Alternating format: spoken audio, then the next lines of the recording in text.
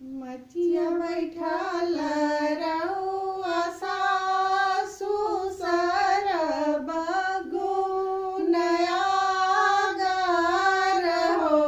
ए सासु सोने के गेरउआ गेरवा तू मोहे के नेहावा तू बाबू के नेहावा तू सोन के गेरउआ गेरवा तोहे के नेहावा बाबू के नेहावा हो।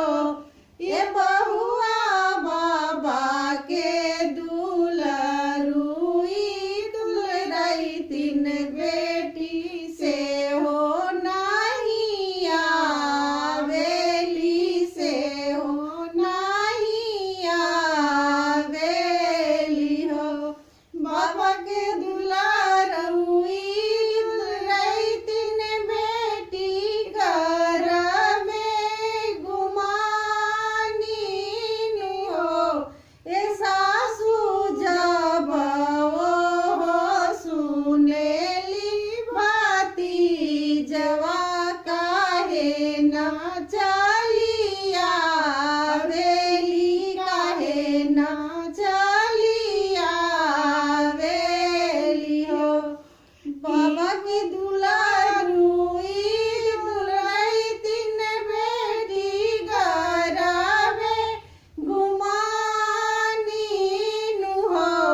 ए सासु जब हो सुनेली भतीजवा काहे न चलिया वेली काहे न चलिया वेली हो। इतना बचन ननद सुनेली सुनाहू न पावेली हो। ये भाभी किया तू भेजला नौआ बरी किया तू पारो हिता किया तू पारो हो। ए भाभी किया तू भेजला कवना भैया घर बेहुगे टेलू घर बेहुगे टेलू हो। नहीं हम भेली ननद नौआ बही नहीं हम परोहित हो।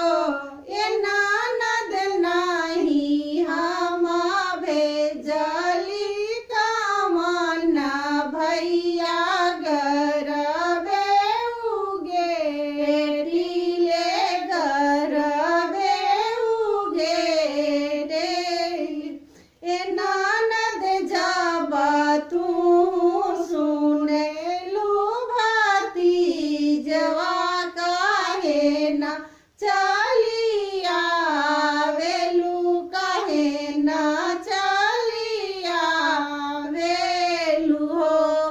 मंगवा में देखी मंगली कात गला में सिकरिया देती हो।